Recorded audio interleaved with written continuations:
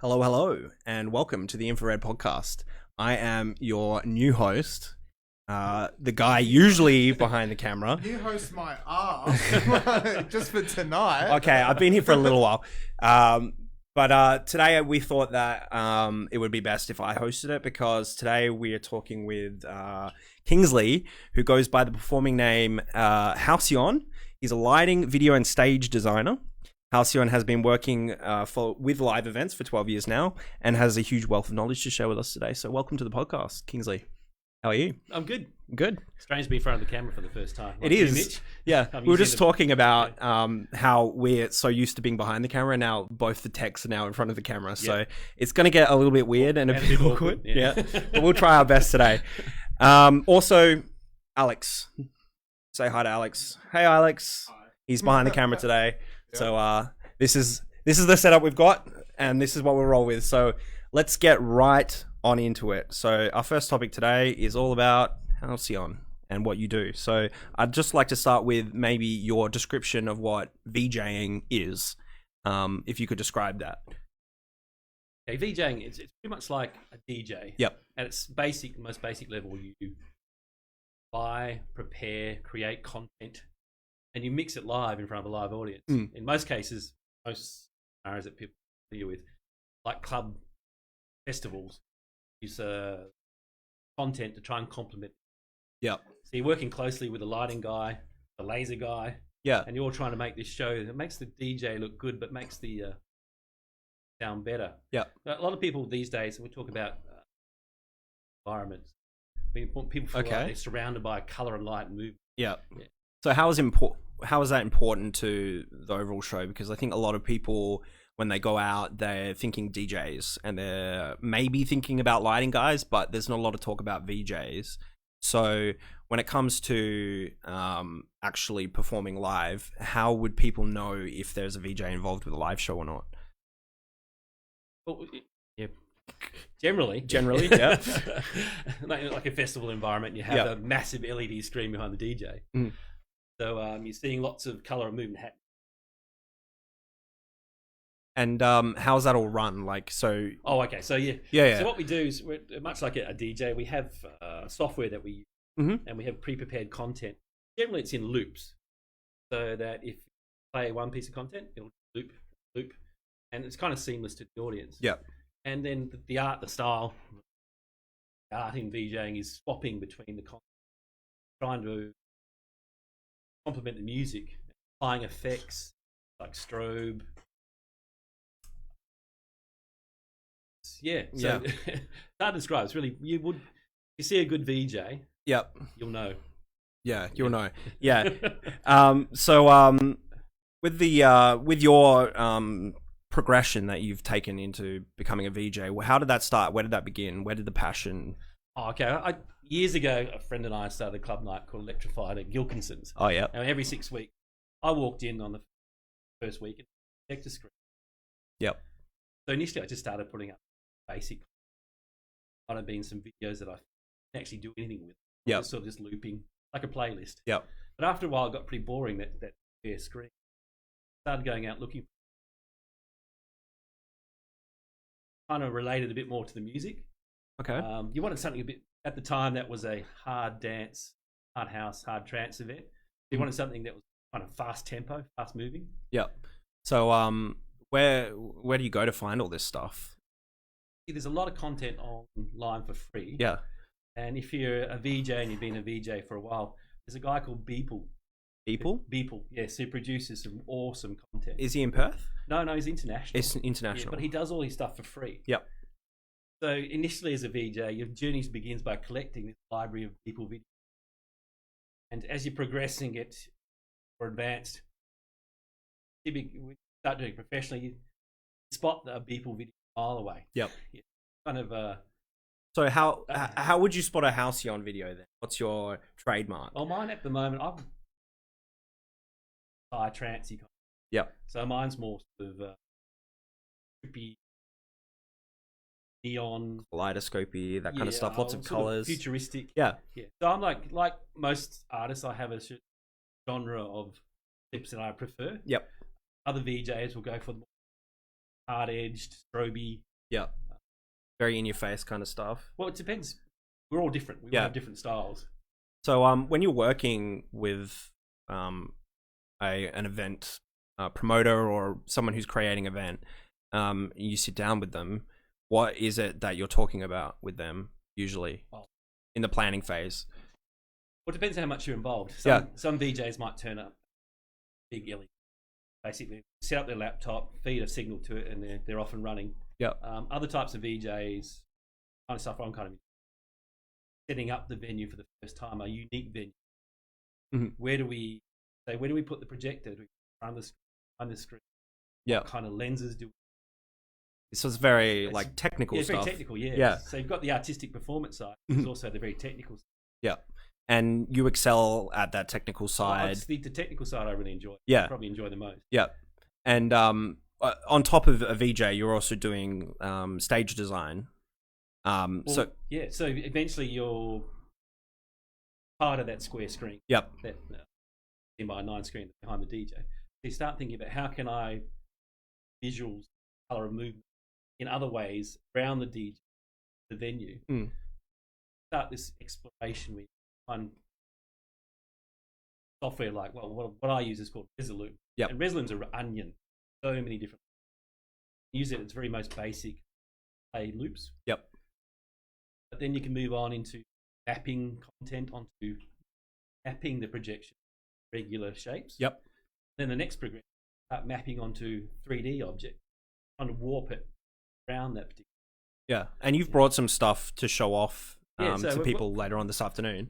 Yeah. Well, we'll go into it a bit later. I just wanted to finish off talking about yourself. So we were talking about international work. You haven't done any international work yet. Worked with some international people. A couple, but really they're just not well known in WA. So that was like hard trance, the hard dance guys from. Not really anyone current. Yeah, very underground stuff that you're doing. Yeah, so do it for fun. This is my hobby. I'm full-time employed audiovisual tech. Yep. So apart from that clash, working nights and evenings. Yeah. So really what I do is cherry pick passion projects. I find things that I like doing them maybe once or twice. I like doing them on a regular basis. Right. So how often are you working on stuff then outside of work hours, like normal work hours? Well, one thing you need to know about a VJ, if you ever employ or work with one, do a lot of preparation. Yep. Need a lot of time ahead of the event to get the content prepared. Sometimes that's just mainly coding it in a file that works. So cardinal sin, DJs out there, never turn up on the day of the event with a thumb drive full of content. Yeah. And never hand it over just before the event. Right. Yeah. It's a bit like asking a DJ to burn a couple of CDs just before he's about to start. Yeah, I can already see that being quite a disaster. Yeah. This is why I'm here chatting you today, is because I'm an AV technician as well by trade. So I do know what goes into creating these visuals because I do it myself. And I think I made about probably 25 looping visuals for a rave event I did like a year ago now. And that would have taken me 3 weeks to do, like 30, 15-second loops. So it's quite a lot of work to create your own stuff. But we were also talking before about libraries online and stuff like that. So what would your advice be to somebody who wants to get involved or start VJing? Is it okay to use other people's work? Or should they be looking at trying to jump into creating their own visuals straight away? First of all, you go out and find the they're already. You play with it, experiment with it, find out if it's really. Sorry, Kingsley, you're gonna have to get a bit closer to your mic because it's not quite picking you up. The next thing you do, you go out and start looking. You can buy packs of loops, and you find there's some really amazing stuff out there that you can purchase at a price. Yep. And then when you find that you can't find anything that's really your flavor, that's when you start thinking about producing your own content. Yeah. Using software like Blender, Cinema 4D, and once again, that's just a whole different field in itself. Yeah. That more comes into the like video editor side of things. Yeah. So more than that. So there's quite a few professions involved in this VJing thing then.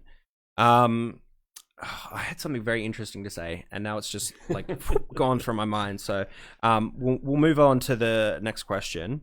Have you met any famous people? I met any famous Yeah. people? Bob Geldof at my current work. Yeah. He came in to do a talk one time. Yeah. That was about it. Yeah. Fair enough. No, you know what? I think that's probably better because like I think it's more organic that way. Because like in terms of famous people in the VJing world, and we've talked about, who was it again you were talking about before? Oh, Bob Geldof. Oh, you mean Beeple? Beeple, that's the one. I'd like to meet Beeple. He's amazing. Prolific creator of content. Do you know where he's from? Somewhere in the US. Right, okay. Yeah. He names it. Yeah, so Mike Winkleman. So he names his website, it's called Beeple Crap. Right. He just makes visuals and stuff and sells them in packs? No, he actually releases a lot of his stuff for free. Oh, there you go. So what you're looking at now, you can just download for free part of your show. Cool. Yeah, this is a good resource for people who want to start getting into VJing. So if you want to start accumulating a library of content, first place you would go. Yeah, I think there's also, did that say 49,000 consecutive days? Well, he produces a piece of artwork every day. So if you ever follow him on Facebook, he puts out something every day. Wow. And recently it's been very political, very Trumpy kind of stuff. Of course. Awesome. And another question, what do you think would be your dream build set to work on? Oh, I'd love to go to Burning Man, at some point. And do something there. What would you create for Burning Man, do you reckon?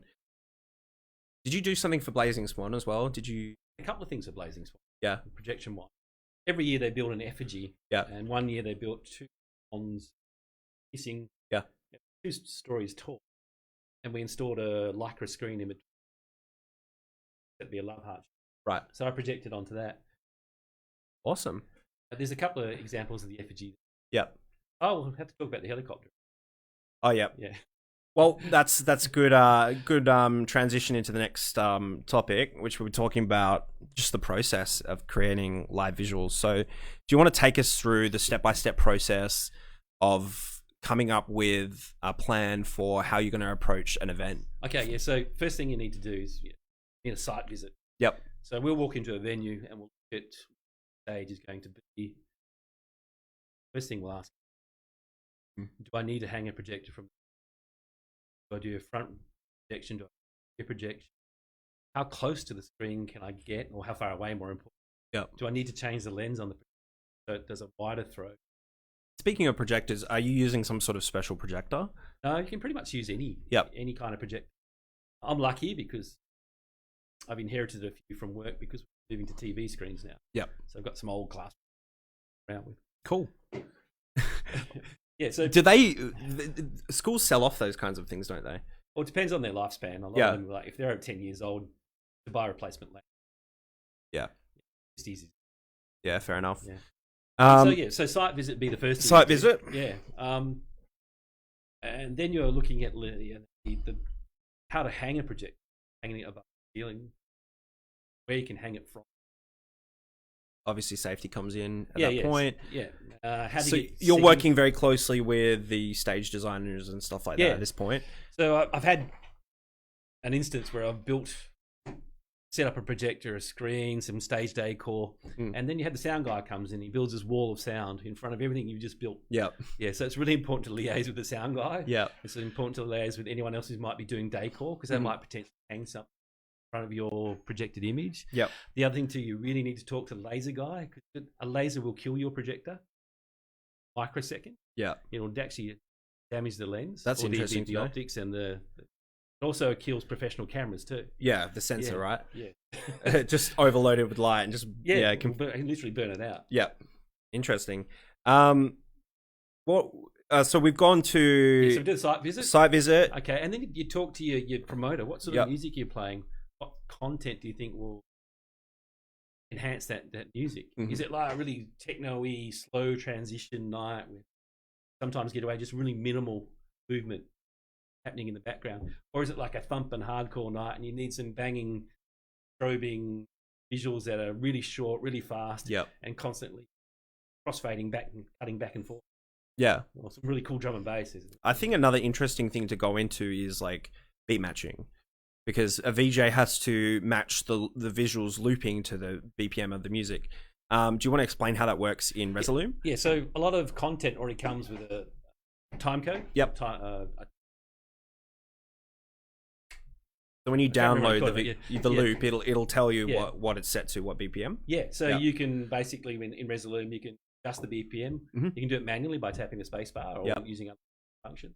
So you try, the loops will change, move, color and movement of the music. Yeah. So I think by default, Resolume is set to 128 BPMs, which is your traditional house BPM. And so when I create visuals, I always have a track in my video editing, my NLE, that is 128 BPM. So when I'm creating my visuals on top of that track, it's already set to 128.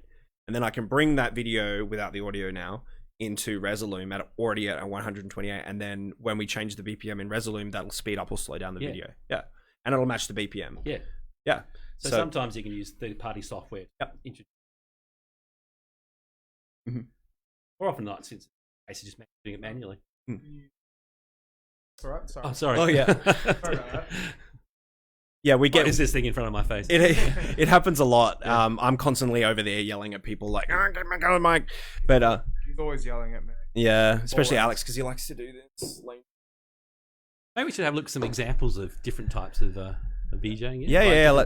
Let's do it. So you've brought a couple of examples of your work. Yeah. So if we go to open up the folder VJ types, so just look at one which is really basic show with a huge LED screen. Yep. Basically throwing up a lot of content, and there's the event logo just superimposed over the top of it. Yep. So the event logo is a PNG, so it's actually the logo on a transparent background. So when you use Resolume, you're using different layers of video. So what we're looking at here is 2 or 3 layers. This transparent, or the logo on top, a couple of layers of video underneath. Yeah. So on a big screen. So we were talking before about how DJing and VJing is very similar in that when you're DJing, you're layering music over the top of each other so that it sounds good together. Yep. VJing, you're layering video over the top of each other so it looks good. Yeah. And that's the thing with the loops that you can get. You always get, well, maybe not always, but it's safer to have like an alpha channel. Yep. So that way you've got that transparency in the video rather than just the black screen, and that allows you to layer the videos over each other. Yeah. Yeah. And so you can create pretty much custom visuals on the fly, right? Yeah. And there's some tricks you can use too to actually have different layers of video and to give them more depth. Yep. By adding in a few effects on per layer. Yep. It's getting quite complicated now, but it looks more, instead of just a flat screen, it looks a bit more 3D. More depth to it. So if we go to the next one, this is using Resolume again to play content, but in this case, I've cut out some core flute shapes. Just turn the volume right down. Yeah.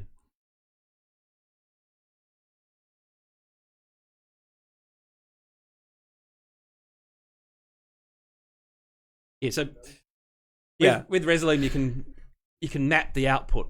You can create what they call slices to fit a very specific shape. Yep. In this case, it's hexagons. So what I didn't ask you before when we were talking about this is you've obviously got a projector going onto these. What material did you call them again? It's core flutes, like plasticized cardboard. So it's not an LED screen for people who are watching. There's a projector or 2 projectors maybe that are projecting that on there. Yeah. The projectors themselves, like, how do you avoid having the gaps in the material there not show the projector light? Okay, so when you're adjusting the output from Resolume, you're actively cutting off edges or making edges, hard edges that line up perfectly with each shape. So the projector's not going to just project random light. It's actually going to have that. It'll only show in that particular area that you've designated. It'd be easy to show if I had it in front of me. You can also create masks too, like areas of blackness, and to hide areas to make sure the projected image doesn't fall on that particular surface. Right. And they're using this software at like large festivals like EDC and Tomorrowland and stuff like that, right? Yeah. So, very interesting stuff. Do we have more in that folder, Alex, to go through? Yeah. So the next example is this is some artwork done by a guy called Coombs, or a guy named Tristan. what he's done here, he's created a 3D object virtually on a computer in some software called Blender. Yep. And then he's tailored or made some content that fits perfectly on that the 3D rendered object. And then he brings it to the club, and I help him build this thing. And then he's warped the image slightly enough so it fits perfectly onto the 3D image. So it's basically 3D content on a 3D image. If you go to the next one, the next video, it's pretty cool. There we go. Yeah, so you can see the balls bouncing on one level, down to the next level, down to the next level. Yeah. Yeah. So this is a few years old, so I can't imagine what Tristan's doing now. It must be some really amazing stuff. Yeah, this stuff is like really cool, especially to me. And it adds a lot to a show as well, like to have these extra elements. Yeah. So the next video is the really advanced stuff. So we've gone from VJ to projection artist, and now we're going to the international stuff where they've gone out, they've measured a building up using lasers. Yep. They replicate it in a virtual environment. They've created content on top of it in a virtual environment. Then they come back to the real world with their projectors, and they might warp it slightly to fit. So some of this is just epic stuff. We were going to talk a bit later about like different applications for this kind of stuff, but this is a good example of that, projection mapping onto buildings. Yeah. But we also had some stuff, you brought some stuff, you created these pylons, Okay, yeah, so if we go to this is where you're starting to the kind of stage design elements or the decor. So if we go back to... Thanks, Alex. I know we're asking a lot of you today. It's under projects. Projects. Go to, sorry, no, it's under stage design. Sorry. SOS? Core flute columns? Yeah, core flute columns, yeah. Cool. So really, core flute's really versatile material. I built these columns, and inside them are some par cans, basically. So they're light boxes. Yep. In this video here, we set them up, and I was projecting mapping onto them. So we're taking 2D content and throwing it onto a three-dimensional object. Yep. This stuff is really cool, this projection mapping. Do you have to have a webcam to do this? No, you do it basically by eye. Okay. So this is an example of it at Electrified at Gilks. Yep. Now what I've done with these core flute, I've altered them once again, and at work we had our annual drama production of The Wizard of Oz. Yep. And I've cut them to look like emeralds. Yeah. So if we play this video, you can see them in action. Plus also, for this we had a live actor off stage talking to a webcam and projecting his face onto that emerald in the middle. Yep. Yeah, so it was a bit of Joe Dazzle for the audience. This is reusing the same pylons. Yeah. So in the next photo, I've taken the core flute or the pillars back to Gilks, and I've hung them upside down over the booth. So in the next image, we can hit this video. Very crap camera at the time.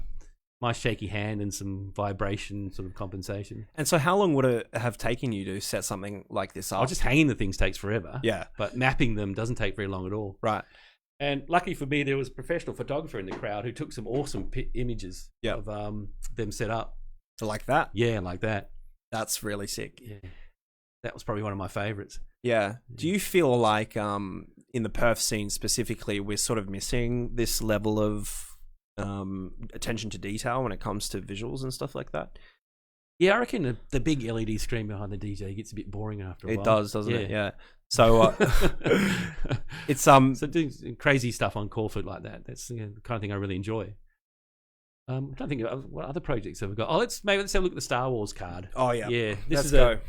This is for a Blazing Swan party, and I wanted to create like a sort of like a photo booth where people could jump in front of it and look like a figurine, like you used to buy as a kid. Yeah, Star Wars figurine. So this is the concept I rendered in using actually Resolume. So this is the video itself? Yeah, so this is just a Star Wars card I found online, and I've mapped in the content or the moving content of the videos to give people an idea what it might look like. Yeah. And then we move on to the next one. This is the actual setup on the day. Basically, it's a projector hidden inside on top of a ladder. Yeah. very secretly hidden inside a black cloth.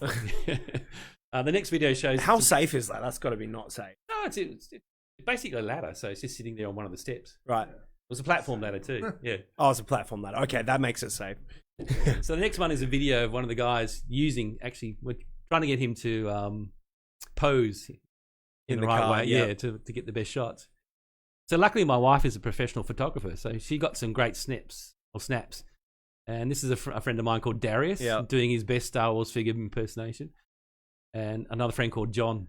Yeah. And we tried to get them to do the kind of... Did you do the same thing for Blazing Swan as well? This was at one of what we mentioned earlier, the recombobulation parties. Oh, yep. This happens in the second half of the year once people have actually recovered from Blaze. Oh, I see. Blazer, yeah. Blazer. No, I see. Yeah, yeah. That was a little bit of. No, that's really cool. And how did that go down with the people who were there?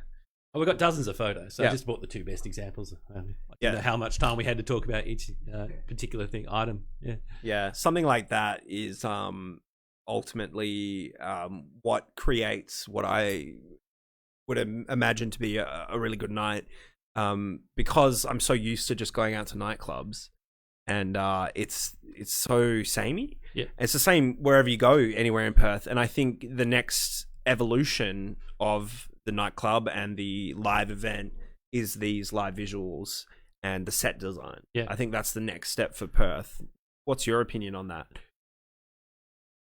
Well, we've got some stuff that you said about the future, so let's talk about the future of VJing and the future of live visuals and stuff like that. So at the moment, we're in an environment where we're very fortunate here in WA, where we can have a club industry, people going out on the weekends.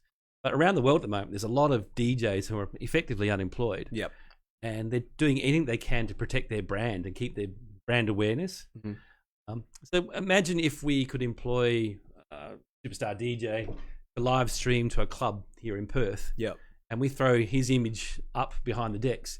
And I found a video online just recently, a very quite a funny representation of that. It'll be under the future. The future. Yeah. So yeah, the next. Yeah, that one's pretty cool too. We'll look at that one afterwards. Yeah. But yeah, so imagine your favorite DJ at a club. He's playing live to you, and he's seeing a stream of you responding to his music. There'll be a horrendous lag between the two. But what I don't know. I still think you could really connect with the music. I think nowadays it's like the stream lag is fairly negligible. So yeah, this is definitely pretty cool, I think. Well, imagine if we projected it properly behind the decks. Yeah. And you have a good lineup of local DJs and just maybe an hour and a half of your international DJ who you don't want to pay for flights, you don't want to pay for accommodation. Who's quite willing right now to do anything really. Yeah, exactly. A lot of DJs have, well, maybe not so much in WA. I think we're doing pretty well over here in WA at the moment. Yeah. But yeah, especially like Victoria and New South Wales at the moment, DJs have got to be hurting, putting their heads in the sand. But as a local promoter, might be a way to make some money, get people in. The novelty factor would be quite cool initially. I can see this being really popular at like bars and maybe outdoor venues or something like that. What was the other one we've got here as well? Okay, so this is some software called iJack, which you can view through your iPhone. So basically you point at a piece of art and it animates the art or activates the art. Now, in our near future, we'll be looking at headsets or VR goggles. We won't need the phone. So this isn't playing live. This is only being seen through the camera. Yeah, just seen through the camera. Yeah. But I imagine at some time in the future, we'll all have our own personal set of VR glasses. Yeah. And imagine walking into a nightclub where the environment is just completely built. And it's coming to life in front of you, And you have crazy things like, dinosaurs walking across stage. Yep. You're not restricted to your normal lighting rig. Have you heard of, I think it's called Lightform. You want to look that up for me, Lightform's Alex? awesome. That's so what that does, Lightform has it's a lot like me mapping a strange, irregular object. Yeah. But it's a physical device that scans it first. Yep. And does all the depths, the measurements and whatnot. And then you can apply effects to play through your projector. Lightform's really cool. Yeah, I've been looking to purchase this, I think. it's essentially projection mapping, but done in a more live so way. It's automated by a little like a scanner, a device that sits next to your projector. Yeah. So they have this little webcam thing. Yep. Or in this case, they've designed a projector that has a webcam in it. Yeah. Well, that's the latest version of it. Yeah, it has both incorporated together. And it's going to scan the picture and it's going to animate over the top of it. Yeah. So the software gives you like a library of effects that you can apply, so you can drop in an effect. And play it over the top. Yeah. I think stuff like this is as well. I'm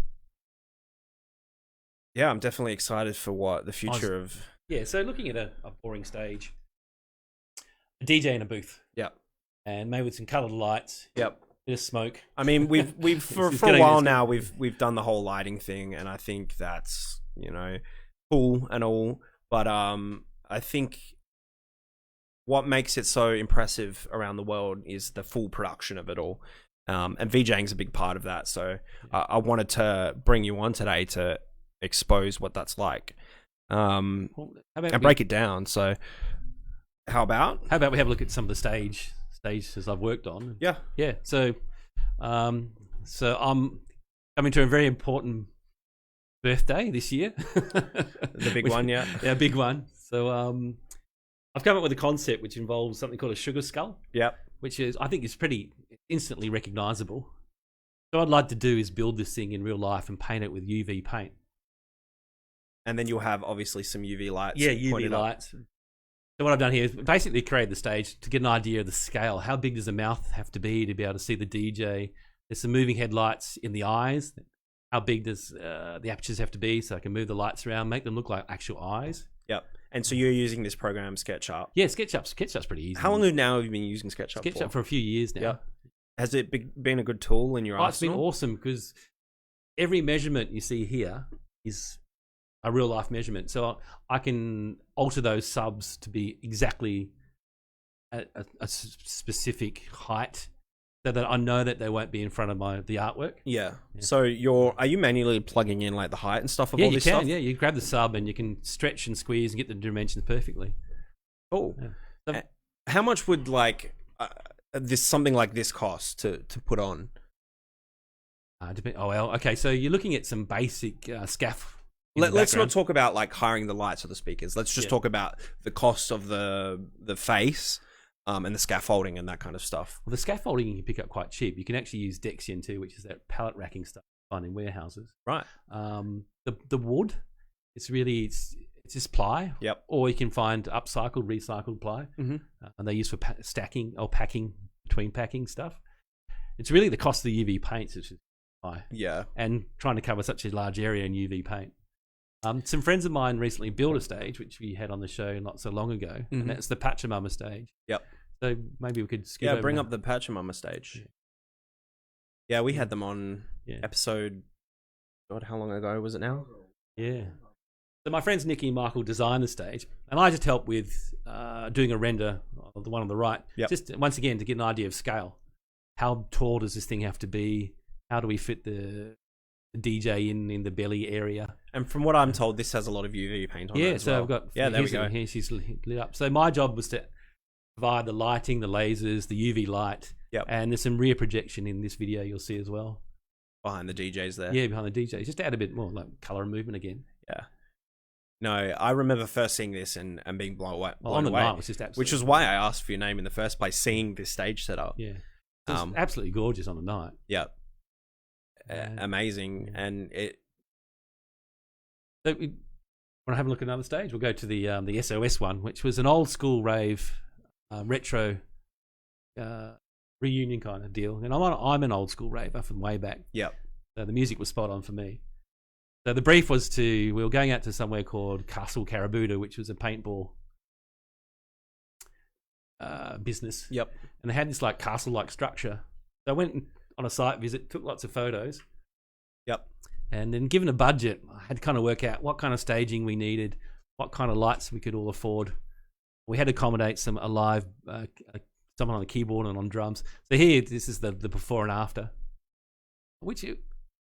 And there's also there's a projection screen there. which I haven't got a photo of it, but there was a dragon projected onto that, and there was lasers pointing through its eyes. Yep. And I also had a smoke machine thrown in there for good measure too, so it was breathing fire. Right. Yeah. Sick. Yeah. I wish I had a much better video, but I just don't have time on the night to do it. Yeah. Yeah. So, what kind of like safety precautions are we talking about for something like this? Because of like mounting lights on top of the, what do they call that? It's like the castle bunting or whatever it is. Yeah, those little portico things. I'm not sure what they're called, but they were actually the perfect size platform to sit a moving headlight on top of it. Okay. Yeah, and the rest is just basic stick trussing. You call it goalpost. So just whack some stuff on top. Cool. Cool. And the things like lasers, you just make sure you're not pointing them into any particular airspace. Yep. Of course. And interfere with any of the commercial flights. And laser lights are a big problem for a lot of people. I think especially if we're running like underground, sort of like those grey area events. Yeah. That happen quite frequently. But so I'm actually I'm a laser safety officer. Really? Yeah. So to own and operate lasers in WA is really restricted. Right. Like the unit, the laser projector itself has to be licensed. Where it lives, the location has to be licensed. Is it like guns where you have to keep like one thing in a safe and the other thing in a different safe? Well, you've got to have various safety precautions like interlocks, key locks, safety e-stops. Yep. Yeah, so the laser... And you obviously can't point the laser at people. No. Is there some sort of like level that you have to point it up above people? Yeah, essentially 3 meters. It has to be above. It has to be 3 meters above. There's no crowd scanning allowed in WA at all. And it's not a good idea. You're damaging people's eyes, potentially. Yep. You're damaging people's just for projectors. And the audience, what's crowd scanning? Crowd scanning is actually pointing at people's faces. Yeah. Yeah, man, it looks cool. You can reach for the lasers, put your hand and your fingers in between. Yep. It looks awesome. Don't do it. Yeah. You can potentially blind people. And I've heard some pretty crazy stories about stuff like that. A few of my crew run some raves, and I've heard some stories about people with you can get like some funny like things in your eyes and stuff when lasers point at it. So yeah, that's never very good. Yeah. Do we have anything else you'd like to show off? Hey, let's go to the helicopter. You guys haven't seen this yet, so yep. So as part of Blazing Swan, a few years back, a friend of mine. Let's go to project. So this is me playing around with LEDs for a change. Yep. I was gifted a helicopter. So what this was... Is it a functional helicopter? It was at one stage a functional helicopter. Yeah. So what it was now, if you go back again, it was a training prop for teaching people to refuel helicopters. Okay. And the actual correct procedures, to communicate with the pilot. Hang on, you were gifted a helicopter. It was used by an artist for a VR installation at one point. And it sat in his driveway until his wife said, "Get that thing out of my driveway." Right. So we had a friend in common. And he contacted me and says, "You can have it as long as you get rid of it today." Yep. That's the legend behind this helicopter. And you couldn't say no. I couldn't say no. Yeah. You still got it? Yeah. So at the moment, that's so cool. Yeah. So this is my first installation with a helicopter. This is Halloween one night where we did. I decided to do a crashed helicopter scenario for the kids to see when they walk by doing trick or treat. So there's a video up next. Oh, no way. Yeah. You projected fire onto it. Yeah, so there was a strobe inside the cockpit and a headless pilot. So the strobe was for like electrical misfiring and stuff, and there was a smoke machine inside. Halloween, like. Yeah. So the chopper has since changed a lot. Some good friends of mine, we changed it to something called a mutant vehicle, where they motorized it.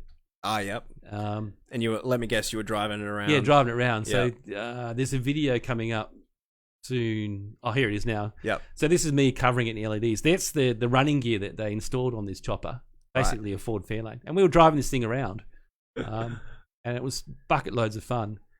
I had it hooked up with a sound system and also internal intercom, so we could talk to each other. The noise. It looks like you've put like different wings on them as well. You took the. Oh yeah, that was a bit of artistic license. Yeah. And it was we installed a couple of beer taps in the back of the thing too. So oh my god, we called it a thirst aid helicopter, and I've actually created a website. If anyone ever types in thirst aid helicopter, you'll go to my website. It has a lot more the history of the chopper and how it's changed and what we've done to it.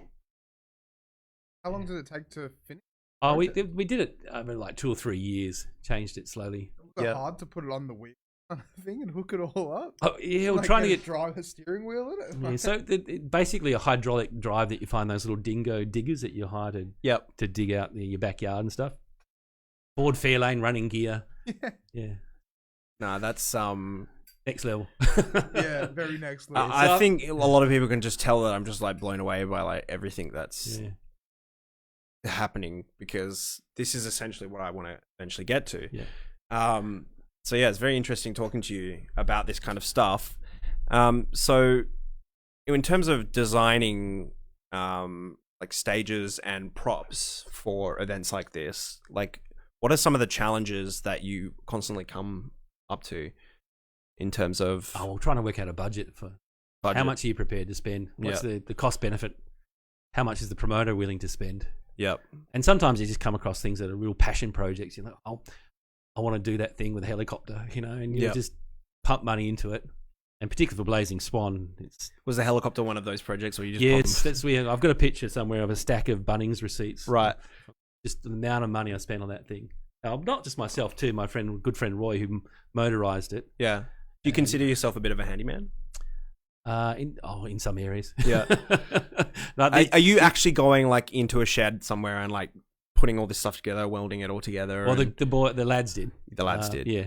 Under your direction? No, it was a cooperative affair. Collaborative. Yeah. Yeah. So my spec was the look, the electrics, the LEDs, the sound. There's a generator on there, in there as well. Right. Yeah, it's just cool walking out in your backyard in the morning with a cup of coffee and looking at your helicopter. But you've still got it. Yeah, we still got it. We haven't taken her out for a couple of years now. So I'd like to reinvent her and do something completely different with her. Yeah. Instead of being that sort of army, maybe turn her into a big sperm or something with an inflatable tail that wiggles in the. That would be cool. Yeah. I mean, for me, that actually reminds me. The whole thing reminds me of it from. Yeah. I think that was the inspiration for the circular. It's so cool. When I saw that, I was like, that game. Yeah. So how important do you reckon all of this stuff is to like Blazing Swan and stuff like that? Oh, Blazing Swan's awesome. It's just you go along and there's all the artwork. Like you were just recently at Blossom, so you got a good taste of that. Yeah. It's the artwork. It's these strange, incredible vehicles that you see. It's these pop-up nightclubs, pop-up like a restaurant. It's like a makeshift town, essentially. So we can't talk about Blazing Swan without talking about Obi. Yep. So in one of the folders, I prepared an image. Obi is a legend in the Blaze community for being a creative. Okay. And under artists? Yeah, under artists. So if we look at the Star Destroyer, which was a pop-up nightclub. So we've got the exterior. Yep. I remember you showing this to us before. Yeah. This is incredible. Yeah, so this is you can walk through, that's the entrance, the circular bit at the back. Yep. And at night it's lit up. It looks absolutely fantastic. What does the word say on the back? Does it say Alliance? So yeah, because as part of Blazing Swan, you have various theme camps, and Alliance is one of the theme camps. Yep. So that's the exterior. When you look at the interior, which was the photo previously. That one, yeah. So that's what it looked like. Lots of UV light. I mentioned an artist by the name of Caroline who paints these UV banners. And a reasonable sound system, and it was just packed every night. This place was absolutely packed. Yeah. So I used to get another artist by the name Alex who does some bush stuffs. He does projection mapping and projection out there, and some of the stuff he does is stunning. And you go out in the bush. Light levels too. It's very low light level out in the bush. Yep. If we ever set up an event. Middle of the city or something. Yeah, we have to talk about what light am I competing against. Yeah, that's one thing we should talk about, the lighting rig, light washing out the projection. Yep. Of course, LED screens always win when it comes to in terms of brightness, especially like those big, high, expensive like outdoor ones that are used mainly for events and stuff like that they put together. Yeah. Now, in this folder, there's another artist which I just aspire to be. A guy called Taz. So this is Esoteric, which is happens in the Eastern States. Yep. So I've hit play on that one. Wow. Holy. Yeah, massive event. Some people might call it a bush stuff, but once again, it's a lifestyle. Can you explain what's going on in this picture? Yeah, so we're looking at multiple surfaces being projected onto using multiple projectors. Are these rear projected or? There's probably like 5 or 6 projectors. So there's a scene coming up in a minute where you can see it at daylight. It makes a bit more sense and the size and scale of the crowd. Yep. So this is what's happening is someone has created the stage and they've sent the imagery off to Taz, and he's created content that maps to that imagery perfectly. Yep. So this is him in his booth doing his thing. Yeah, with a billion laptops open. Yeah. So there's a scene coming up in a minute where it just shows you what it looks like during the day. And I'm like, if you've had a few ginger beers, that would look pretty impressive. I can imagine, yeah. And this is the size and scale of this event, which is, I think, is going ahead this year. Or they aim to. What was the event called again? Esoteric. Yeah. Esoteric. Okay, this is a European festival, and this is Taz once again. Yep. And his projection. And what we're seeing here is the facade is he's projecting onto that, and there's also a lot of LEDs incorporated into it as well. Where's the DJ on that one? I have no idea. It's all very hidden somewhere in there. Yeah, somewhere, I don't know where. But it was just mind blowing. Looks like a bunch of people dancing in front of some trippy visuals. Yeah. Which, I mean, is fine by me, but yeah, if that's your flavour, then it's really impressive stuff. Yeah. Yeah. No, that's cool. And that's international level. He travels around the world. Yep. VJing.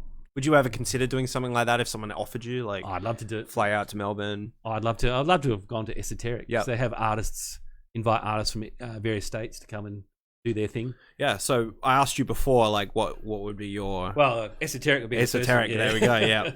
Burning Man. Yeah. Yeah. So, how much? Like, I really want to know how much something like that costs. And it's hard. It's yeah.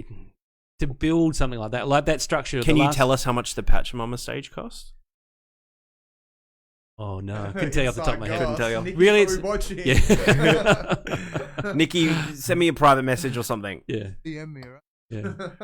Well, yeah. Well, yeah. Nikki's right there. She's sounding and looking great, Kingsley. Yeah. So if you want a stage built like the Sugar Skull or the Pachamamas, then you talk to Nikki and Michael, and they can cost it and price it out for you, and then I'll come along and light it. Actually, we're in a cooperation now with Pachamamas, which is the all girls. Yep. Now would be a really good time to talk about our next a gig. Yeah. So we've got a gig coming up at the Sewing Room. So we'll pull up the flyer. Yeah. It's all about supporting female DJs. Yep. So yeah, we've had Pachamama on before, Nikki and Roberta. Yep. So we got a very nice rundown of what Pachamama is and what they do. But this is their upcoming event called Bass Underground. Am I right in saying that it's a girls only event? No, it's girls DJs, female DJs only. Right, so, but it's a mixed crowd. Mixed crowd, yeah, cool. Absolutely mixed crowd. So girl DJs only, mixed crowd. And yeah, do you want to tell us what you're going to be doing? Okay, so I've got something special planned for this one. So what you're looking at now is something called tulle. It's often used for wedding dresses, but think of it more a bit like a fly screen on your fly screen door. When you hang it in a dark environment, you can barely see it, particularly when it's coloured light grey like this. But if you do hang it in a dark environment and then project onto it, it captures the light. Yep. So from the audience perspective, it looks almost holographic. Like here's once again another example by Coombs or Tristan. This is my inspiration for using it. Yeah. If you took away the projector beam there, that would be just hovering there above the band. Yeah. And so I did a quick preview, the video coming up next, of what it looks like. But this doesn't do it justice. Yeah. And I've gone out and found some really cool 3D content to hang in the air behind the DJ on a tulle screen. Yeah. And it's going to look awesome. So it's going to be mind-boggling. mind-boggling. Where is this mesh going to be hung? Oh, it's going to be behind the DJ. Behind the DJ. So you have a DJ, you'll see them mixing in front, but behind them there'll be some really cool content with hard edges on a black background, looking like it's just hovering in space. Yeah. I'm not going to reveal what it is, but it's really cool stuff. It's definitely worth coming along to check out. A little bit of secret going on there. Bit of a plug. And do you know what the ticket cost is going to be for Pachamama? Oh, it's a good question. I think we've got the Facebook event up on one of those tabs as well. And it's one of them. They'll be hidden in there somewhere. It's a Facebook tab. That one probably. Yep. So after Pachamamas, I've got another event coming up later in the year called Light Up Belmont. So it's like a light festival. Yep.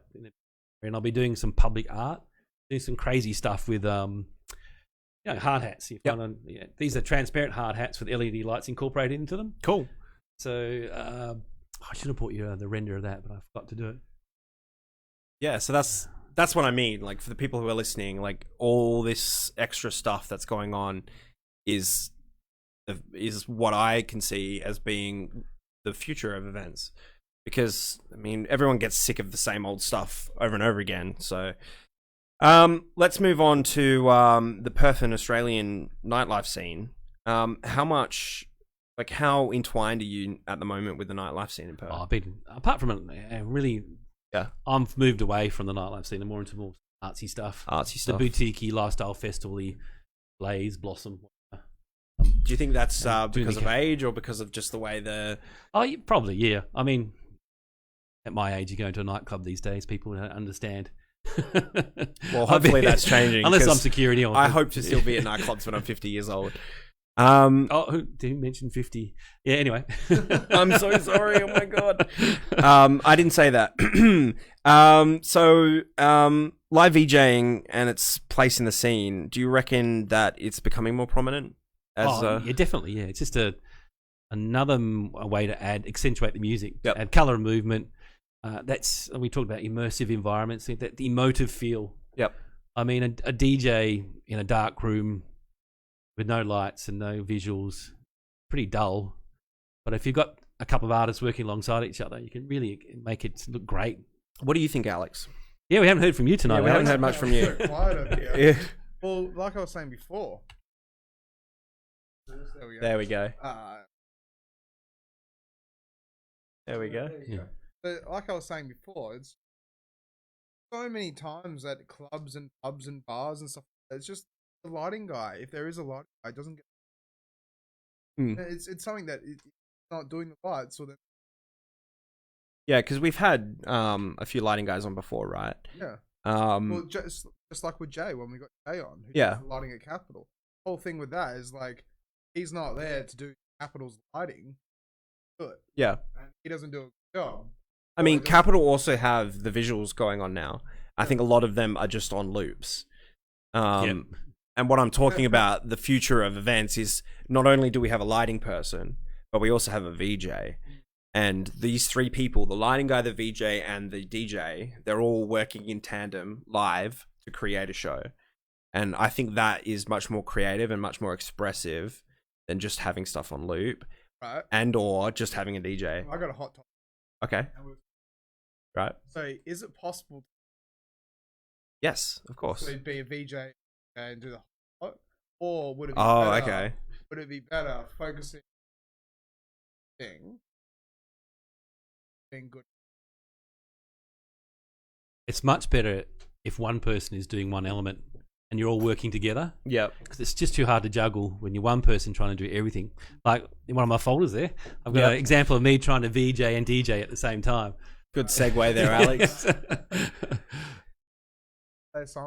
Yeah, so do you want to explain the process of how you do all that in one? Because so you're talking about the MIDI mapping. It's under streaming, so it's the first video. So over the COVID break, I spent a bit of time away from work. Yep. I learned a lot about OBS and streaming. Yep. So this is me VJing and DJing at the same time. So there's my visuals happening in the background, and there's just a webcam set up with me on the decks. And how often do you stream? This is all very experimental. This is all very experimental. Lockdown as well? Yeah.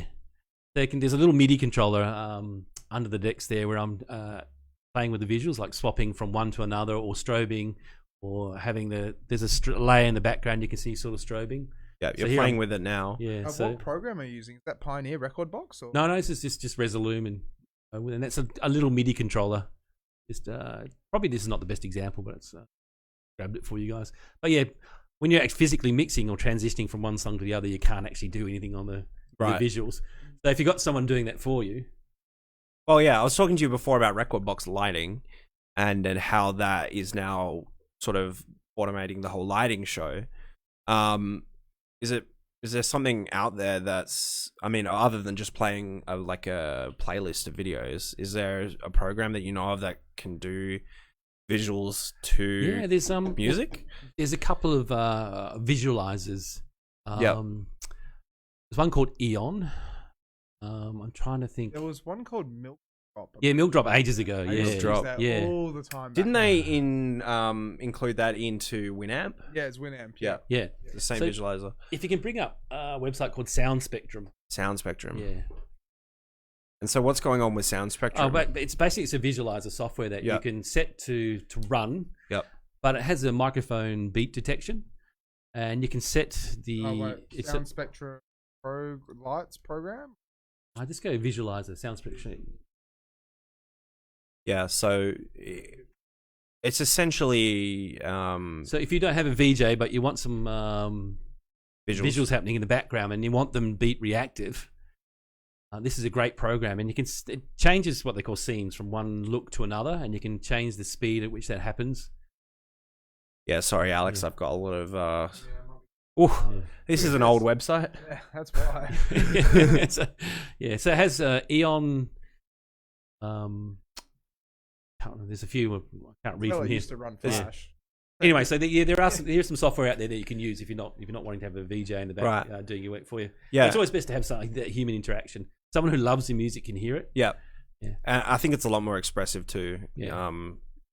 It's a form of art. Yeah, that's what it is. It is. Yeah. And advice to DJs: if you do hire a VJ, put him out in the audience. Don't shove him to the side of the stage or out the back somewhere. Yeah. If he can feel the energy in the room, take so much from that, your performance is going to be better, and the DJ is going to look awesome. And particularly, try and find a VJ who loves your music as well. Mm-hmm. Yeah, don't get.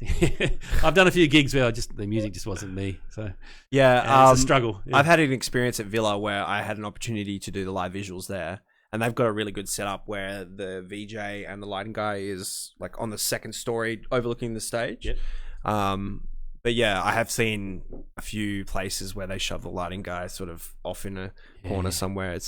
You have to be able to see the stage, right? I was just going to say one little thing. It's like every festival is actually all the cables from the stage all the way through the see the you can see the best. I think that's mainly for the sound guy though, because he needs to be able to. Is it sound and lights? It's sound, but it's lighting and visuals. Because I always thought it was lights more. Sound. Yeah. Well, you got to. If the tip here is, if you want the best sound, the best look, go hang around that front of house position, because you'll get the best sound. Yeah, and you'll get the best view of the stage if you because it's all set up to be in the center. Yeah, because that's the sound guys. Yeah. But what you find is the lighting guy and the visual guys are talking to each other, saying, "Let's try a different color palette. I'll do magenta. You do blue. Let's complement each other." Yeah, and they can really chat and talk. Yeah, when they're next to each other, I'm working like that. Yeah, I've been following a guy called Christian Jackson, who's a lighting guy, but he does a lot of vlogs on YouTube about his lighting stuff, but he obviously works really closely with VJs, and they communicate a lot when they're doing their live shows, and it's really important because it's essentially three people working in tandem, like a band almost. Yeah, exactly right. Yeah. So, let's have a look at some other examples. I did some streaming. These are the Pachamama girls. Yep. Sorry, I'm pushing you in this direction. No, that's I need this because I have not done this hosting thing before. Yeah. This is the first time I VJ'd to really cool drum and bass. Right. I just discovered I love drum and bass. And I was smashing the crossfader. Drum and bass, eh? Yeah. And Aura's an awesome DJ. Her music selection is spot on. And next up, we've got some of my kind of trippy, trancey kind of visuals, trying to make them into a sort of drum and bass thing, but DJ Booty Beats. Yeah, I saw her at Blossom. Yeah, shout out to Booty Beats. Great, she was a fantastic DJ as well. Yeah, I think she played right after Robbie, who they both did amazing house sets. So this is that kind of that trippy vibe that I like. The sort of organic, futuristic on black. Yep. Yeah. Very energetic and colourful. Yeah. And a lot of this stuff you've just got off packs and things like that. Yeah, a lot of it. Some of it we call it offsite storage. Offsite storage. Yeah, it's you're backing it up for someone without them knowing. All right. Fair enough. Yeah, I see. Offline storage. But you wouldn't use that in a commercial sense. something you'd use at home use only. Yeah, Yeah. Not that particular pack. That was awesome. That one. Yeah. Yeah. I mean, if you buy it, you're allowed to use it, right? Yeah, absolutely right. Yeah. But yeah, if you're just starting out, just like a DJ, like a lot of people, I don't know, there's some stigma in the DJ world about like torrenting music, like ripping it off YouTube and stuff like that. But I think for like, if you're starting out, if you're watching this now and you want to get into doing visuals and stuff, just rip some videos. Yeah. Like, obviously you're not going to take that to a live show and perform with ripped stuff. Yeah. But if you're practicing at home, go for your life, I think. At some point, you have to honor the artist, the original artist, and you have to start paying for the material. That's so for while sure. you're learning, hey, and you're not taking it, you're not being paid yourself. Yeah. A little bit of license there. I think that's the rule. If you're not making money from it, then don't take it commercially and don't use it. Yeah. At home use only. At home use only, yeah. Don't want to push that too far. Yeah. We're at 8:30 already. Awesome. So I wanted to move on to some topical news sort of topics. So Alex, do you want to open up our first news item of the day, which is the man who was glassed in Northbridge? Which tab is this? First one, I think. No, second one. There we go. Right. So I thought this was topical only because recently we've been talking about Giuseppe and how he was king hit at and died at Paramount. He was the club owner or manager. Yeah. And so Barcella, which is coming up on the weekend, which we'll talk very briefly coming up, is part of the funds there are going to be donated to the family. But this is another piece of news that's come out over the weekend. Another man was glassed in Perth. And I just think it's really important to call this out and to point out how bad this looks on our music industry. We don't want negativity and we don't want violence. And it has nothing to do with a job seeker or job keeper payment. No.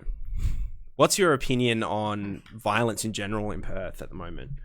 Like, I think we've got it pretty good here in terms of like violence. Maybe that's due to population size or something like that. But we, especially in this period, I think a lot of people are a bit maybe depressed about the situation. But I've seen more violence out in Perth, and in a short space of time, we've seen two people one who was killed and another person who was put into hospital for very serious injuries. Well, Northbridge has always been a hotspot. I mean, I used to go clubbing many moons ago, and you learn to walk down the street without looking anyone in the eye. Yeah, and you have to have a level of situational awareness about you, mm-hmm. and you need to spot. You can know when there's trouble about to happen. Yeah, or who's looking for some trouble. But yeah, once you throw booze into it, though, then you lose your situational awareness. Yeah. It's just street smarts though. It's just it's playing it smart. Yeah, but I mean, a lot of this stuff, like this guy who was glassed from behind. Yeah. And Giuseppe was king hit from behind. Like there was no way to be situationally aware in that situation. Yeah. So I just think it's important to call that out and make a statement that this is not what we want in Perth. This is not what we want anywhere. But violence is. Yeah, exactly. So anyway, let's move on to the next, because that's pretty depressing. But let's move on to the next. I really wanted to move through these news articles quickly. Yep. Express Mag. Yep. Talking about my uncle's pub again. Yeah. Maybe you want to touch on this one a little bit, Alex, because I think you might know a little bit more than me. But do I? Do I know more about you than this? I don't know. Do you know who the Flying Scotsman was sold to? Oh, should I release this information? I don't know if I should. Well, it's already been released, Alex. It's on Express. Yeah. All right. So it's the £3 group, as I just highlighted. And so what do you know about the £3 group? The rooftop bar, and that's a really cool that I want to play at. Right. So what's your opinion on... No, sorry, not QT Rooftop. They do... I think they own the Reveille, and they also own that place next to Optus Stadium. That bar that's there's a... Yeah, I know what you're talking about. Yeah, the big cashless one. Yeah. Yeah, so what's your opinion on them taking over the Flying Scotsman? Do you think that's a good thing or a bad thing? Or the thing is technically playing with fire. I do and I do not think it's going Right. The reason why I say that is because I have such a history in such a building that when someone else buys it or gets the lease or changes it up or renovates this or does that, the issue you've got is how do you get people?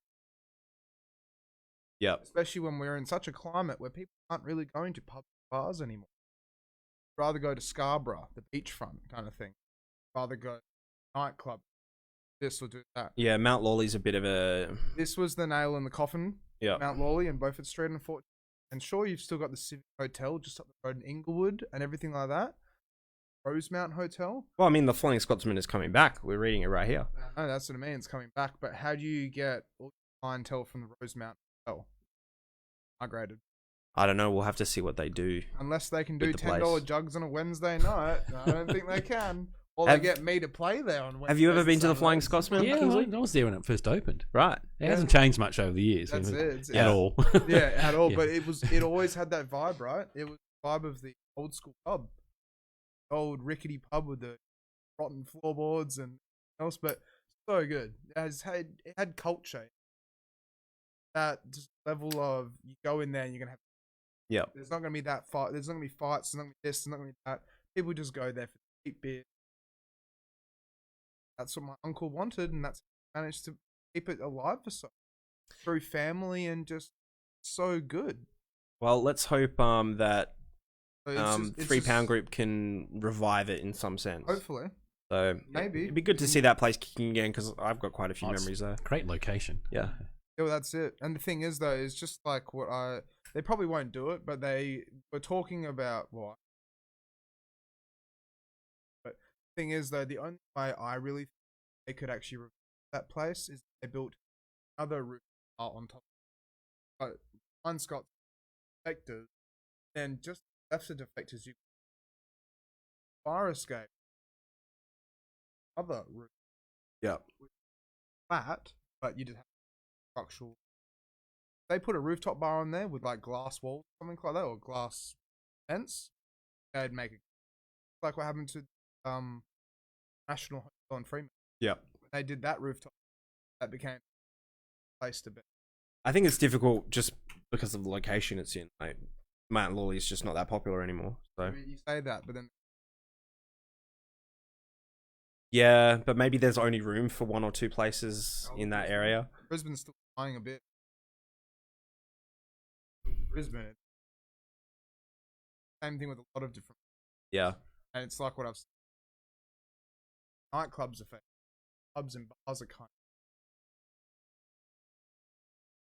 Yeah. It's not about like what Maggie's and all the other places. Freaking car things. What are they called? You know, the time zone arcade shitty thing. Right. And bowling at Lookout. Yeah. Yeah. It's all about the And Matisse Beach Club. the gimmicks at the moment. Yeah. Into an upper class place with. All right, Alex, we're moving on. That's what I wanted to talk about. We're moving on. Uncle's Pub. Next that word anymore. next piece of news. Click on the next tab. Actually, let's just skip the. Are you gonna talk about Billie Eilish's documentary? I kind of decided now that I don't really want to, Okay. so Right. we'll move on to upcoming events. Right. Before we go on to anything else of upcoming event, I just wanted to list out a bunch of show cancellations that have happened this year, and this is only 5% of the ones that I can find. It got so long that I had to cut it down. Here's the list. Listen Out, Spilt Milk, Laneway in Auckland, Festival X, Strawberry Fields, Lockhart Music Festival, Twin Peaks, Queen's Cliff Festival, Hella Mega Tour, Harry Styles, Caloundra Music Festival, Simple Minds, 5 Seconds of Summer, Tame Impala. That's only 5%. They cancelled Simple Minds. Yep. I'm pretty gutted about that. But also they cancelled Harry Styles. Harry Styles, Tame Impala, One 5 Seconds of Direction. Summer. Oh my Yep, God. all that stuff. Oh Being my God. cancelled in Australia. Thinking of all the Disney kids. This They're is The missing loss of out. culture. Yeah, this is the COVID, the result of COVID right now. I just wanted to go over that just to give you an idea. What do you think the outlook for the music industry in Australia as a whole is at the moment? Oh, it's pretty dire. Pretty dire. Yeah, or in the eastern states, they're hurting really hard. Yeah. Yeah, there's so much, like in terms of like production companies, their gear's just not going out and hire. Yeah, Have you heard any it's stories from worse. anyone over there? Well, I think there's a lot of cheap gear online for sale at the moment, unfortunately. Yeah, that's true. I've seen quite a few things going on sale actually from nightclubs and things like that. Now that we're talking about this, I've got one question that all right, off you go. I think would be relevant. Okay, let's go. It's taking over. So now that we're talking about VJ, right? Yep. So these little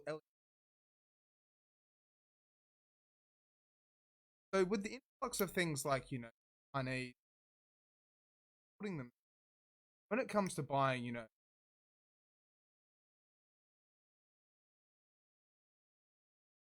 not doing the same thing. Ever do Not for that price. that price, but it's like like if I go out and do a wedding, I just hearts out. Yep. But then obviously the lights. Yep. But dozens of upgrading and up kind of. Where would not the gap, but like. What's the difference in quality? Yeah, like well, obviously the professional crap. Yep. Right? What I'm getting.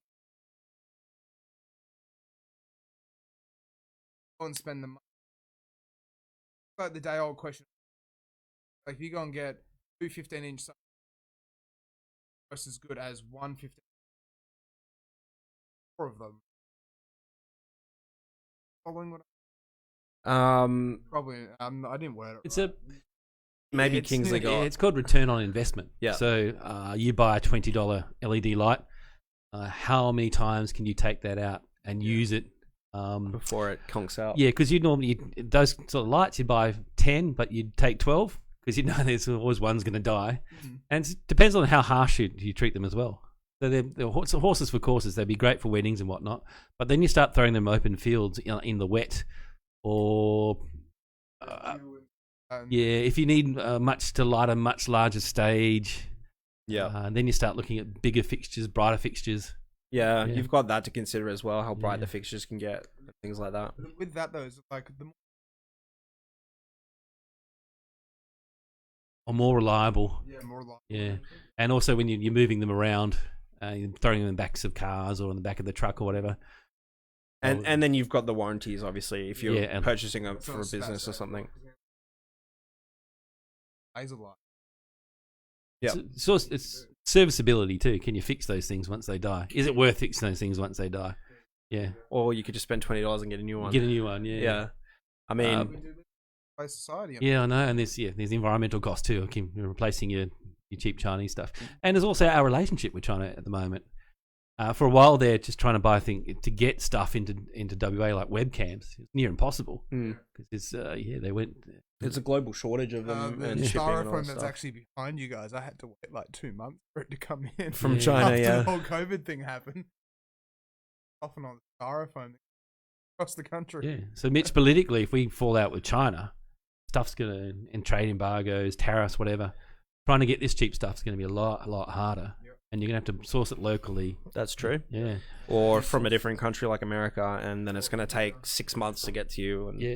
And, and they won't be able to produce it as cheaply. You won't be able to get the $20 light anymore. Yeah. You have to pay a lot more. 'Cause it come from a different country. Yeah. Buy it all up now and just when we try and look after it. Yeah, that's it. When it happens, at least you still got it. Right. So what were we talking about? Upcoming events. Moving along. Moving along. So yeah, upcoming events this week, or this week's upcoming events. We've got Barcella, which is on Monday, October 6th. We've obviously had Katie Banks on here, and if you go back to the previous episode, we have a discount code in the previous episode that you can actually I think Barcella's sold out now. Yeah. Discount code doesn't work. Yeah, sorry, anymore. no discount code anymore, guys, but definitely look out for that one, I guess. Probably do door sales though, sure. Oh yeah, they'll do door sales. That's for anyone who doesn't know, Barcella is like an industry night. They're doing it over the Edison Amplifier and the Magnet House, and there's gonna be like 35 DJs, and like it's a big event. Is it like going to be like a Monday, Tuesday night? It's a Monday night. Yeah, because no one's Yeah, exactly. It's gonna be a Monday night. On the tabs, I have opened the Mad Makers Showcase, the Fremantle Industrial Arts Quarter, which is on Sunday, the 4th of October. In the Pine, second time lucky. Nope. Go to yep, that one. There you go, Kelly. So this is they're having a Mad Makers. It's like an arts market sales and also live music.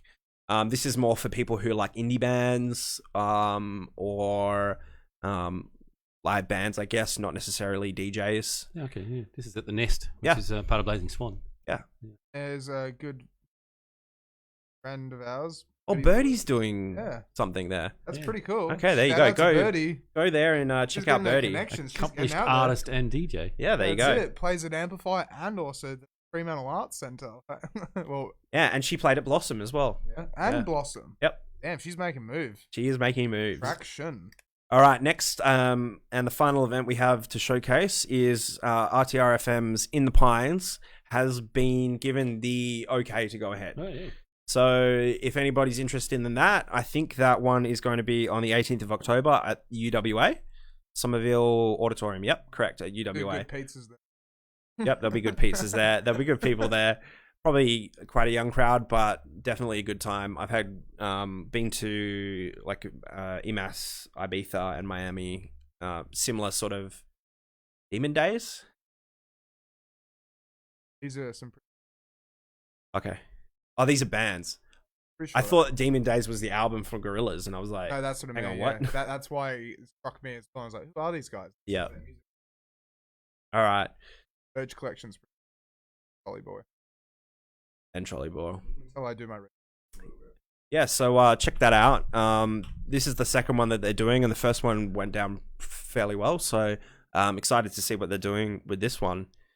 And finally, Kingsley, we have a moment for you to plug anything that you might want to plug. Any upcoming shows, events, artistic endeavors that you're going to go through. Oh. Okay, let's throw up the flyer again for. Oh, yeah.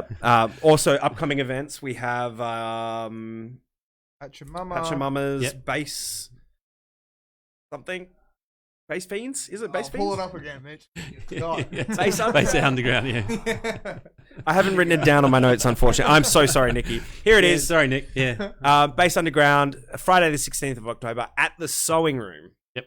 How did you land that one, Nikki? You have to send me a message for that one as well. 10 p.m. to 5 a.m. Yep. Always a good time. I love Nikki. She's very driven. She knows what she wants in terms of vision for the show, and it's very safe and safe environment. Very welcoming group and some amazing DJs. So yeah, some really good DJs and some great visuals. We saw some of them. Yeah, B Beats earlier on and Aura. So shout out to Bambi. I know her. Yeah, she's fun. Anything else that people should be looking out for this sort of event? Might be some laser action. Laser action. Yeah. Like it. Yeah. Just a little bit of laser action. Actually, years ago I did a gig using lasers. Did like just above the DJ did like a laser ceiling. Yep. And a few years back, for the Kaleidoscope Festival, I promised someone I could do that again. It didn't work out because the Radiological Council of WA doesn't allow laser blow through mirrors. So I've got to shoot over to my projects file, and we'll have a look at what 2.5 kilometers of bricky string looks like. Oh. String thing? Yeah, that's it. Yeah. Here we go. Yeah. So I couldn't do lasers, so I see. No I had to way. set up 2.5 K's worth of bricky string and then light it up with UV lights. That's so cool. I used to use bricky string all the time. Yeah. Is this like the entrance to the event? No, it was one of the corridors through the event grounds. Okay. Yeah. So me and another guy, we spent all weekend trying to tell 40,000 people not to touch the string. Yeah. Because that's how many people came through that event. How quickly did that all fall down? Well, getting it up was really hard. Luckily, I had a team of friends, including Nikki and Michael, to help me set it up. Is this a Pachamama event? No, this was a few years back. So this is what I do, the public art kind of stuff I do. So you've known Nikki now for a while? Yeah, for a while now. Interesting. Yeah. Cool. And did you say you had another event coming up as well? Yeah, so this was the Kaleidoscope Art, Music, Lighting Festival. Belmont and do something similar. Mm-hmm. So I'll have a couple of installations. So So this is for the City of Belmont. Yeah, City of Belmont. So keep an eye out for that one. I can't tell you the dates off the top of my head. Right. No, it's going to be pretty cool. Do you know roughly whenabouts it's going to be? Early November. Yeah. We'll go sometime in a month's time, roughly. Awesome. It'll be on. Look up my house. Yep. I'm not really big on Instagram, so. This is one of those things. I can't be bothered. Do it. Well, we're just lazy here on the That's podcast. Basically, we want to spread out to different platforms. I just met my own person. What's Nikki put in the chat there, Alex? Can't click it. Control copy. Paste. Crossed. Gotta admit that is really cool. The Retrobite has nothing on it. Because the Retrobite, that big hub that's just they've done something. Yep. But it's like 5. That can like. Yeah. With the UV lighting as well. This is our third mention. Oh, she's posted the event page. Yeah. Oh yeah. We see what you're doing, Nikki. Cool. Promoting it. I think I've pretty much gone for my folder of eye candy for tonight. So. Yeah. What else we got? We might. Yeah. Let's go through one more thing because I think we've got like another 10 minutes. Go back to projects. Oh, I want to show off that Christmas thing that you did. Oh, Christmas in July. Yeah, that was awesome. Yeah, so every year we and a bunch of friends do something called Christmas in July. Yep. Yeah. So this is a photo of the outside of my house looking towards the room where we set up the dinner. So I've covered it in some really cheap plastic film that you buy for covering trestle tables. Yep. Comes in a roll, dirt cheap. And there's 2 projectors currently shining on that. So we go to the next image. This is what it looked like inside that particular room. Yep. And I've come up with these sort of dioramas or scenes. This is amazing. For Christmas. Make it, and the snow was an effect that I applied using Resolute. Yep. And these are just like some Christmassy, snowy Christmassy pictures. Stuff, yeah. Yeah. And in the next video, I throw up some sort of clubby. This is actually the next stuff is the Beeple we were talking about. Yep. So I'll show you some of his content. Yeah, this is what So it looks like with a bit more ravey stuff on the. A bit wilder and I can imagine like after finishing like your 3rd or 2nd round, you'd start feeling a bit queasy. Yeah. With some of that stuff going on. This is VJing at home. VJing at home. Yep. And all it requires is a couple of projectors and some dirt cheap plastic film and a bit of gaff tape to hang it up there. Yeah. And a lot of time to put it up, obviously. Yeah. But so go back to the projects folder and see what. One more, come on. Yeah, Mitch, we can do it. Squeeze it in. Let's go. Chopper, we've done. The wedding cake. Have we done the chopper on the podcast? Yeah, we did the chopper. Did we do the? Yeah, we did the digital chopper art frames because that's an easy project for a beginner. So these are basically just some sheets of core flute cut into rectangles.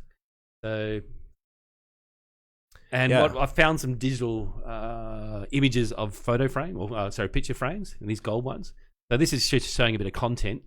So earlier in the night, we'd had some traditional art. This one is the content in the middle of the night, and towards the end, we'd start doing this kind of stuff. Yeah. And that's using Resolute. It's really easy to do.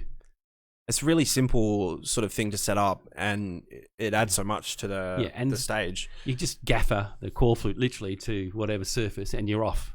Yeah. So this doesn't take hours and hours and hours to set up. Because, I mean, how many lights would be at this event now? Like, it doesn't look to me like a huge production. Lights as in like Gilks has a full lighting rig. Yeah, I don't know if you've been there lately. Not lately. The car park's legendary for for things. Yeah, this is really something that's really easy to set up, and for somebody who's starting, this is a good project. Yeah, well, this is in terms of mapping, just mapping 6 sheets of core flute is pretty straightforward. Yep. And just throwing some content up there. Awesome. Yeah. Last thing is, how long did it? If this is a big dude, like, how long would it take? How about that? Someone's trying to get 20 hours. Oh no! To map it out on the day to physically do it would probably take half an hour. Yeah. But then, to learn something. Well, it's one thing if you could tinker away, find tutorials online. It's like I said earlier, it's an onion, so many different layers, and you might only use the second and third layer. Yeah. You don't need the middle stuff. But if you've got someone like me who can come along, give you an hour's tuition and quickly take you through the interface, you can speed things up. It's much easier when you know where things are, I suppose. Like a guided tour of the actual software. It's really easy to transfer your skills to if you're a video editor or a photographer or anybody who works with any sort of NLE or non-linear editing program. Jargon. That's it. Yeah, so you can transfer your skills quite easily to Resolume because a lot of the lingo is similar. So it's just about learning where all the buttons are and what the buttons do, essentially. It's just like producing to when you can't produce, you gotta know the program, but creative. You can know where that snare fits in. Yeah. What comes up next? That next progression, chords. Where does that fit in? Yeah. And once you know the backbone of it. Yeah, and also a DJ can transition their skills quite easily into producing because in order to DJ, you need to know the basics of music production. Yeah. So yeah, very interesting conversation, and I'm stoked that you brought in so much of your work today to show us. So thanks a lot, Kingsley, for coming along. Yeah, no problem. And sharing your stories with us. It's been great. Yeah. So now this is a body of work over several years. Yep. So yeah, anyone out there who wants to get into it, remember, just take your time. You'll find that you'll learn things because you have to. And sometimes being creative, it's about because you have to, not so much because you want to. Yep. Yeah. That's some tips I can give to people being out there now. Well, it is one of those things. Put your time and effort into it. If you have a passion, make it your passion. Don't half-ass it. Yeah. Yeah. You won't be able to learn this stuff overnight. Yeah. Especially if you're starting from scratch. So yeah, best thing to do if you want to do VJing, find one and just shadow them, help them out one night, build those structures like we had on earlier with help Tristan with. I learned a lot from just helping him, seeing how he did things, his workflow. Yep. Yeah, and then eventually get the software, build up a library, practice at home, then go out and do some gigs. Get outside your comfort zone and get out. Yeah. Cool. Thanks again, Kingsley, aka Halcyon, and thanks, Alex, for being the Jamie today. And I apologize to everybody who's watching for my poor hosting abilities. Poor hosting my ass. You did fine. Shucks. What are you talking about? So I have to, by law, tell you to follow our Facebook page. I'll get my belt out. What, you're going to be aggressive to me instead of the other way around today? Yeah, the other way around. Okay. Alex is allowed to today. Yeah. Also, we have a Twitch channel. If you prefer following on Twitch, you can follow us on Twitch. All links are in the description of the video. Also, we have a YouTube page. I haven't uploaded there in a while. Sorry about that. That'll happen soon. Cool. This is episode 46. My name's Mitch. Thank you for watching, and we'll see you next week. Bye.